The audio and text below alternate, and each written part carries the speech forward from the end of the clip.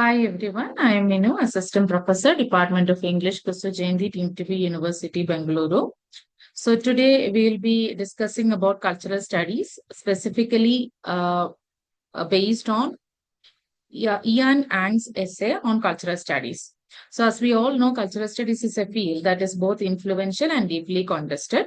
So it does not have a single definition. As scholars pointed out, there is no consensus on its scope, methods, or boundaries. Instead, it is best understood as a mode of analysis that tries to examine how culture operates within systems of power, identity, and social relations. So, at its core, cultural studies challenges socially constructed categories such as class, gender, and race, and seeks to understand that culture is not a separate domain, but something that is deeply embedded in our everyday life or and political process. So, moving towards the definite features of cultural studies, it has uncertain academic status. It is not a conventional discipline. Instead, it can be seen as an interdisciplinary nature. It is context dependent and it is completely analytical and flexible. And that's the nature of the field. And when we are moving towards the theoretical framework it uses, it combines epistemological inquiry with political engagement. As Stuart Hall, one of the practitioners of cultural studies, emphasizes, it is not just about knowledge production, but it is about intervention, aiming to make a difference in the real world. So, because of this structure of cultural studies, it is often described as an unfinished business and constantly evolving and redefining itself depending on the context and the intellectual needs. So now let's move through the origins of cultural studies. So cultural studies is traditionally traced to 1950s Britain, but this origin is widely contested again because scholars highlight multiple global trajectories. European theorists like Roland Barthes and Henry Lefebvre, and similar to that, anti-colonial thinkers like Franz Fanon, and African cultural movements such as Gugiwa Thiongo's initiative and Latin American Australian developments. All this shows that there was a tendency even before the officially uh, acclaimed Center for Contemporary Cultural Studies in Britain. So this suggests that cultural studies is not a singular tradition, but a transnational intellectual practice that emerged in different parts or different forms all across the world. However, as an institutionalized academic field, it first gained prominence in Britain. So we will talk about the Birmingham School Center for Contemporary Cultural Studies that is founded in the year 1964. It plays a very crucial role in the domain of cultural studies. So under Stuart Hall's leadership, CCCS becomes the intellectual hub of studies. And its work focused basically on youth subculture, media and representation, race and ethnicity, and feminism, and key publications explore how culture relates to social change and marginalization.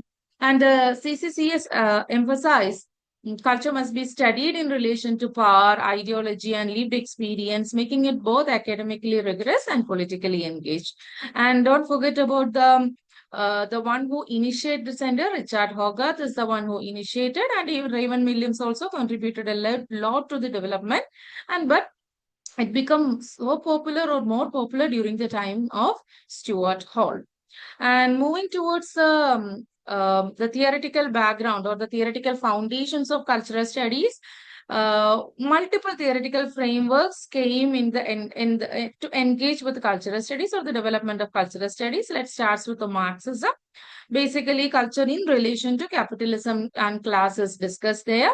And structuralism, meaning through language systems, and post-structuralism talks about the instability of meaning, and psychoanalysis addresses the subjectivity and identity. So, most importantly, Stuart Hall adopted Gramsci's concept of hegemony, which explains how power operates through consent rather than coercion. And this allowed cultural studies to analyze how dominant ideologies are normalized in our everyday life. And the methodology that cultural studies has used is it is integrative in nature. It is not just compartmentalized. It is It is not just interdisciplinary, it is integrative in nature. So it rejects the idea of a single objective truth, and instead it emphasizes partial knowledge, contextual understanding, and multidimensional analysis. So it tries to study culture through concrete, everyday practices, making abstract theories more tangible. So this approach allows cultural studies to analyze how power functions in real life situations rather than reimagining it just as purely theoretical. Moving towards culture and society, another major concern of cultural studies is the relationship between culture and society. Unlike the earlier disciplines that separated them, cultural studies argue that culture is embedded in our social relation.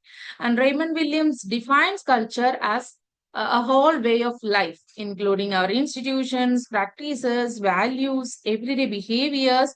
So, this culture is not elite or isolated, it is ordinary, lived, and constantly evolving. And popular culture is another significant area where cultural studies paid attention. Earlier dismissed as something very trivial, or popular culture is now seen as central to understanding modern society. It includes media, entertainment, customer practices, and even cultural studies examines how these forms reflect power structures, shape our identities, and enable both domination and resistance.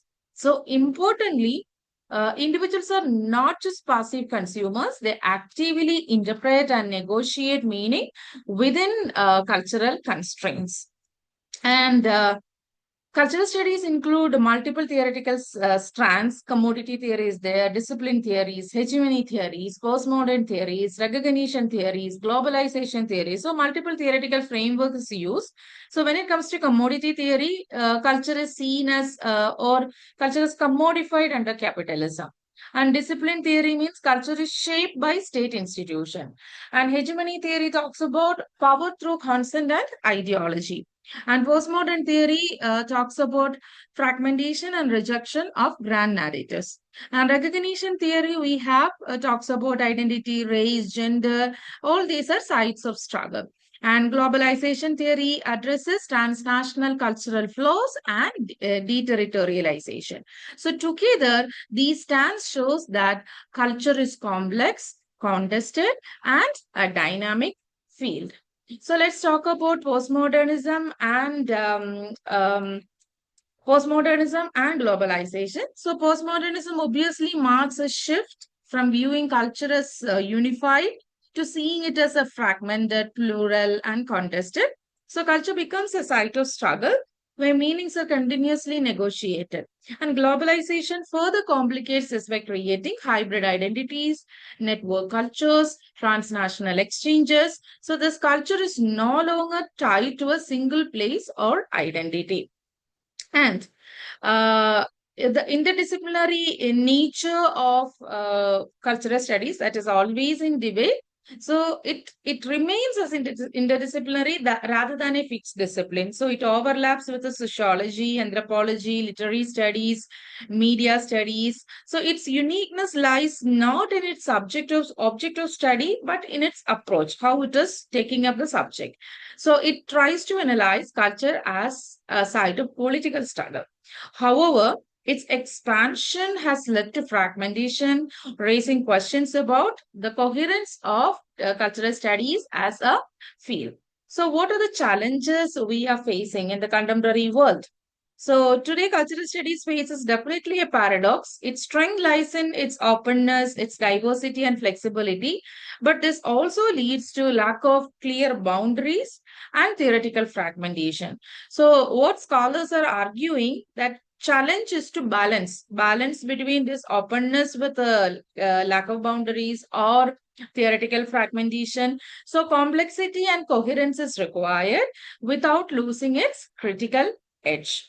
So, to conclude an introduction about cultural studies, we'll see that it is not just an academic field, it is a critical practice. It teaches us to analyze power in our everyday life or question dominant ideologies and understand culture as a dynamic process. And most importantly, it views culture as a site of struggle where meaning, identity, and power are constantly negotiated. It remains an evolving field, responding to changing historical and political context, and that is precisely what makes cultural studies both challenging and essential. Thank you.